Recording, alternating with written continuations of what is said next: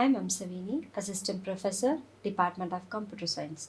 Now I am going to discuss about HTML. So HTML, it is a hypertext markup language which is used to create a web page. Why we are using this HTML language, which means because the browser only support this HTML language, so that's why we are mostly preferring this HTML language to develop a web applications or a web development app, right? And also this language will be, we call it as a standard language which is used to create and structured content on the World Wide Web, and also it is the foundations for web development, and also it providing some layout for creating a web page. And next one is, what are the key features we are having in this HTML? We are having different types of key features. For example, markup language and platform independent and hypertext and extensible. And first one is markup language. Markup language means it is nothing but it is we are combining or we are markupping the text, because the text will be in a different form, and different type of text or different content will be joined. So that is markup. And not only we are markupping the text, and also we can mark up the images, and also different types of content we can mark up, and finally we can display.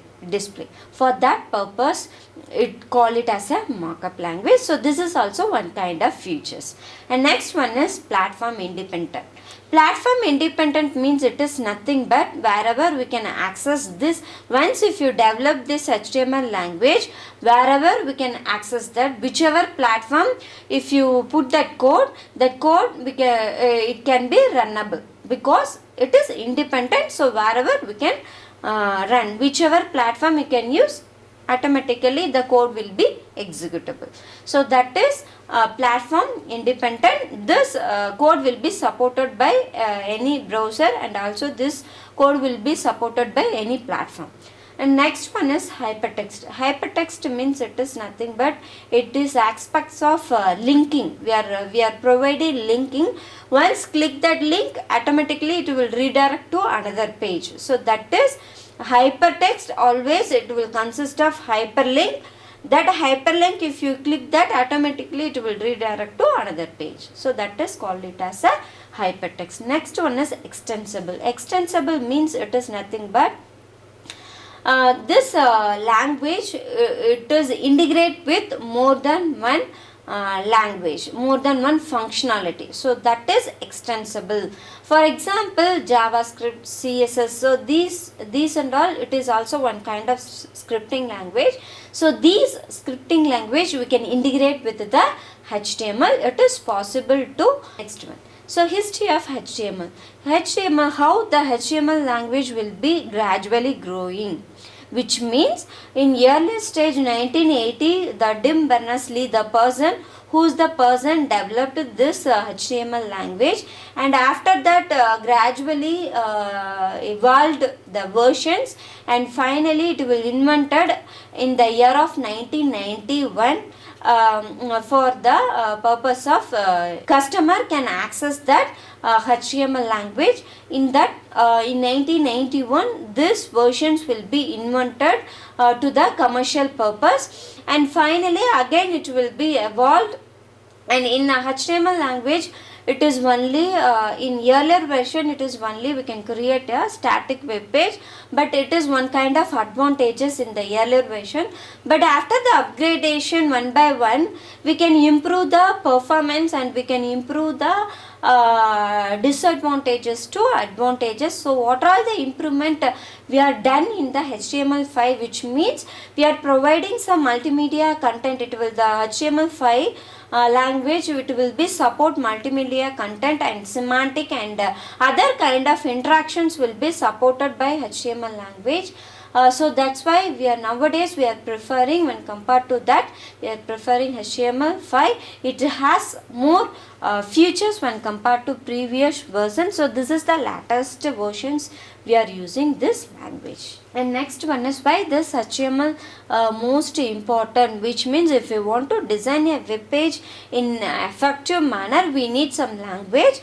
With the help of this HTML language, we can create a web development in an effective manner, and we can provide our web page to the user in an effective way to access that web page, and also it will provide different kind of layouts in single page. If you want to create a web page, so this is the basic structure for creating a document, HTML document. If you want to create a HTML document, so this is the basic structure for creating a web document.